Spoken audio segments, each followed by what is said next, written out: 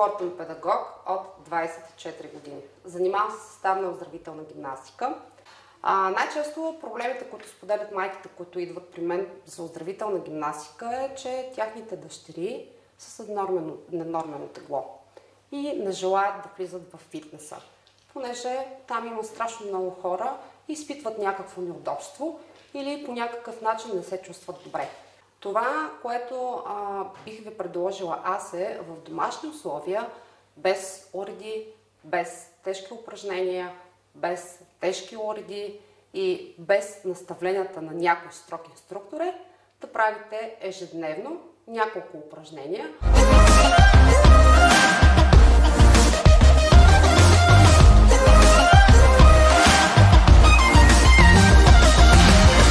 Сега ще ви покажа няколко упражнения, които мен лично сутрин много ме ободряват и наистина ви ги препоръчвам много силно.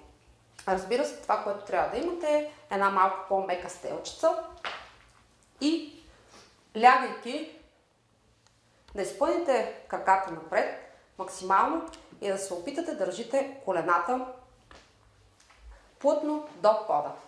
Това е упражнение, което може да видите абсолютно навсякъде, но основната идея е да се опитате да го направите правилно, за да ви бъде по-полезно във времето.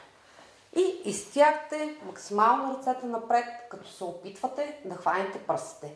Ако, разбира се, не можете да хванете пръстите, бавно от кръста правите няколко движения напред до момента, в който стигнете пръстите. Ако не можете да стигнете пръстите, разбира се, може да ви отнеме 1, 2 или 3 дена, но бъдете сигурни, че в един момент ще го направите. Следващото упражнение, което на мен ми е много полезно, е когато поставя юмруци си на земя. Правиме движение нагоре с гръбначния стълб и прибираме корема. Отпускаме дланите на пода, като събираме плътно пръстите и краката са много близо един до друг. Повдигаме дупето и изправяме на пръсти.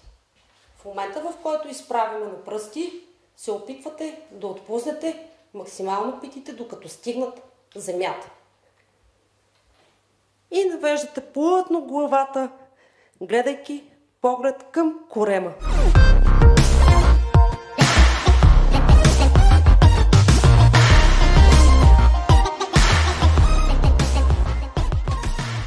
Следващото упражнение, което ще ви бъде изключително полезно, е дори и за момичетата, които сте с повече килограми, въобще не се притеснявайте вкъщи, когато сте абсолютно самички, да го пробвате. На момента, в който се почувствате добре, направите добре разпъването и със всеки изминал ден ще стане така, че ще можете да го правите почти перфектно. Тук основната идея е да разпъвате вътрешните мускули на бедрата и пускате единия крак назад, бавно, опитвате се тялото да бъде в права линия и отпускате ръцете максимално напред, като се опитате гърдите да легнат долу на пода. Бавно пускате таза странично с ръцете, подпирате и после се опитвате бавно да станете. Това може да го повторите с другия крак, съвсем леко, без напади.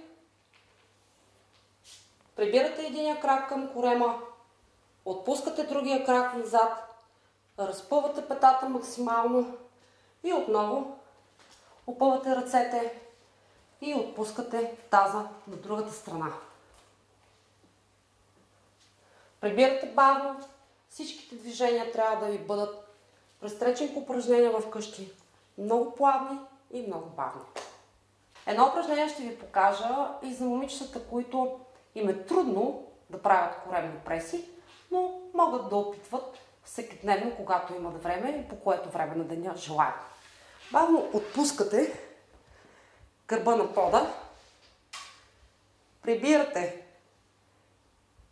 петите към дупето, дигате краката, държите максимално в прав ъгъл, като се опитвате тук да няма дупка. Пускате хубаво кръста плътно към земята и повдигате главата. Тук основната идея е да издишате и бавно да отпуснете тялото.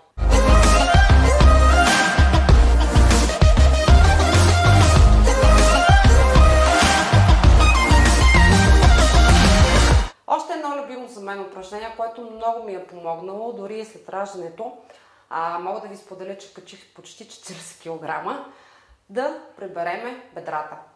Няма да ги прибереме до перфектна форма, разбира се, когато говорим за такъв тип упражнение, оздравителна гимнастика вкъщи, но все пак това ще ви помогне да имате някаква активност, ако много често седите седнали на стола. Любимо упражнение на повечето инструктори в залите. Поставяме краката под прав ъгъл. Напомням, че говорим за оздравителна гимнастика. Няма нужда да правим български клепове и други подобни, но това, разбира се, упражнение по тази схема. Отпускате долу, бавничко, държите бедрата с мускулите на бедрата, докосвате земята с коляното и много бавно, идеята на цялото упражнение е бавно да се изправите и да напрягате бедрени мускули.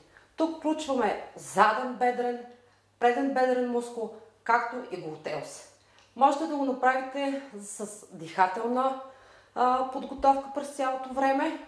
Можете да го направите като изпънете ръцете. Това също подпомага много за дългите гръбни мускули.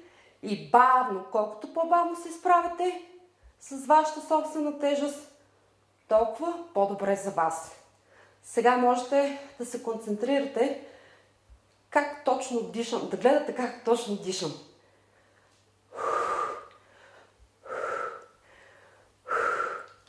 Изпъвате максимално крака, задния крак, булта с пета пода и отново връщате.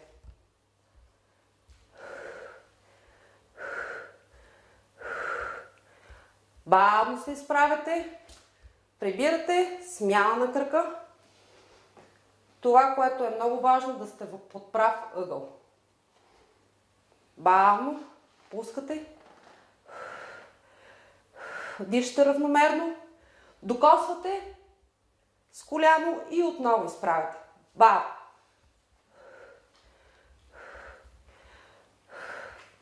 Завършвате, като препоръката ми е да ги правите 4-5 повторения и със всеки изминал ден да удължавате повторения.